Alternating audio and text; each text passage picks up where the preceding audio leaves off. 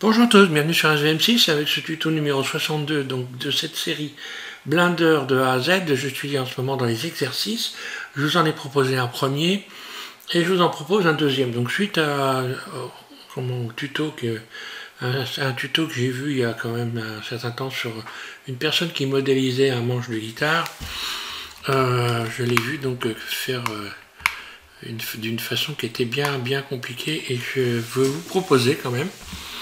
Et puis en regardant la dernière vidéo de Didier aussi, ça m'a donné l'idée de vous faire cet exercice-là. Donc comment réaliser cette pièce-là? Alors elle est biseautée, je fais ici, voilà, on voit, voilà ce que ça donne. Elle est biseautée, et puis elle est donc courbée et plate en dessous. Voilà. Comment? Donc forcément j'ai fait en sorte que ça ressemble à un manche de guitare.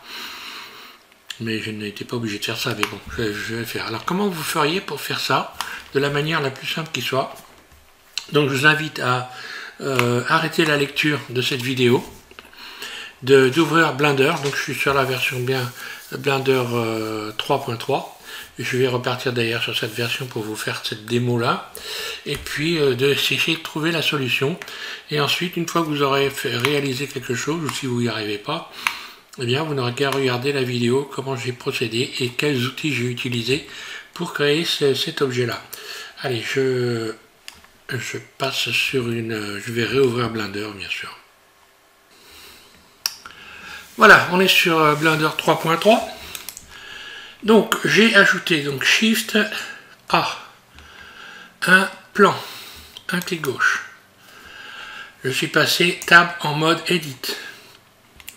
J'appuie sur la roulette de ma souris pour revenir dans cette vue-là. Je fais tourner la roulette de ma souris et je fais donc un SX pour agrandir.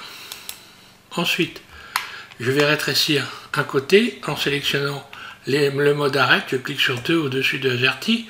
Je sélectionne cette arrête et je vais faire un SY. Là, pour donner la forme d'un manche de guitare, parce que en fait, c'est donc ce que je voulais obtenir. Donc, ensuite, et vous verrez, il y a une raison bien particulière, je rajoute CTRL R, une boucle comme ceci, et 2 clics gauche. Cette boucle, je vais la lever en faisant un GZ. J'obtiens ceci. Puis je vais faire un CTRL B pour venir ici créer un biseau, et je fais tourner la roulette de ma souris. Je vais jusqu'au bord. Et je rajoute un certain nombre de boucles. En faisant ça, j'ai automatiquement créé 4 doublons au coin de l'ensemble. Donc je vais simplement faire M pour retirer ces 4 doublons, by distance, et vous allez voir que, ah bah là je n'y en ai même pas d'ailleurs. Mais en principe vous allez voir, vous en aurez, c'est sûr, quasiment. Et là j'ai vraiment un coup de chance. Alors, ensuite j'ai fait extrude, voilà. Ah, oh! Pourtant j'avais tout sélectionné, j'ai forcément des doublons. Je recommence, CTRL Z, je reviens en arrière, désolé. M, je sélectionne tout, A, M, by distance, voilà, 4 vertices, c'est bien ce que je disais, ils sont là. Donc j'ai pas dû bien faire la sélection. Ensuite, j'ai fait extrude, puis j'ai fait S, Z, 0 pour venir aplatir le dessous. Puis j'ai tout sélectionné, pour faire, maintenant je vais passer au biseau, j'ai tout sélectionné A, puis j'ai désélectionné le tour, ici, les arêtes, en faisant Shift CTRL A, un clic droit, j'ai désélectionné toutes les arêtes du tour, hein. Donc de l'autre côté il n'y en a plus non plus, voilà. Et ensuite je vais aller ici dans sélectionner, puis je vais aller chercher, sélectionner boucle bordure, boucle de bordure. Donc là, je viens de sélectionner toutes les bordures. Voilà. Et ensuite, je vais sélectionner les dernières arêtes qui sont là. Voilà.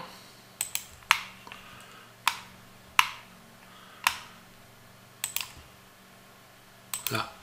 Et je vais faire un CTRL B. Voilà. Alors, les arêtes, je fais tourner la roulette de ma souris pour retirer un peu des boucles, parce que là, il reste toutes les boucles que j'ai ajoutées, hein, parce que ça reste, vous voyez, regardez, fais tourner la roulette, un clic gauche, deux clics gauche, enfin un clic gauche, et voilà, et j'obtiens ça. Ensuite, pour venir retirer ces marques qui sont désagréables, je vais simplement utiliser, comme je fais toujours, l'ombrage. Donc on va, voilà, ombrage lissé auto. Hein. Je l'ai mis dans mon menu raccourci, hein, pour ceux qui prennent. Et voilà, donc tout simplement comment j'ai réalisé ça. Je vais le refaire cette fois-ci à vitesse réelle, pour que vous puissiez voir à quelle vitesse on peut reproduire cette dans la réalité.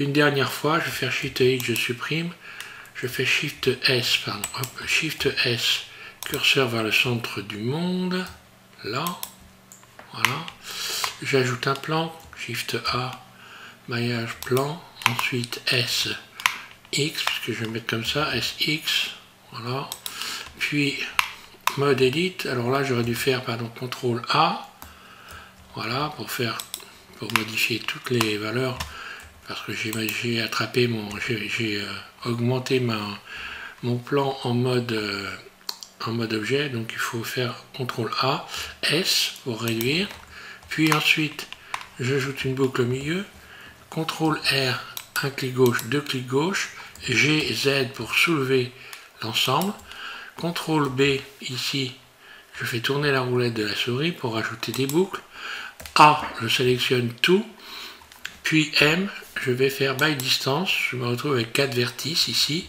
puis je vais faire extrude, voilà, je vais faire S maintenant, Z0, là, pour aplatir, ensuite je sélectionne tout A, je désélectionne, pardon, voilà, je désélectionne, Shift Ctrl, Alt, un clic droit ici, puis je vais dans sélectionner, boucle frontière, boucle bordure, voilà, tout simplement, hop, je recommence,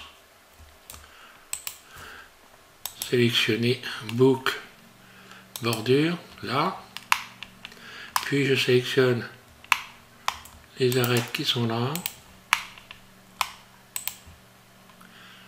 au coin, CTRL B,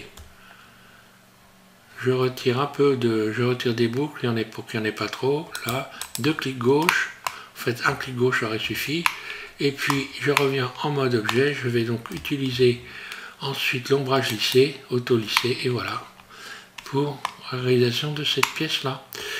Voilà, donc vous allez peut-être trouver cette solution. En tous les cas, si vous ne l'avez pas trouvé, vous allez peut-être trouver une autre, mais en regardant ma vidéo, vous pouvez comparer ce que vous avez fait et ce que je viens de faire, la rapidité d'exécution bien sûr, et puis les outils utilisés qui sont évidemment pour modéliser extrêmement importants, tous les outils que je viens d'utiliser, hein, les raccourcis clavier, etc. sont extrêmement importants pour pouvoir estimer comment on va modéliser une pièce, de quelle façon on va essayer de la réaliser, et il faut arriver à trouver des solutions quand il y a des problèmes. Voilà, je viens de vous soumettre donc un problème, et je vous remercie à tous de suivre SVM6. Je continue avec cette série Blender de A à Z, et je vais peut-être vous proposer un troisième exercice. Là on en a fait un déjà, un premier, je vais vous en proposer un troisième, et après je reprendrai les modificateurs. Merci à tous de suivre la chaîne, et à bientôt.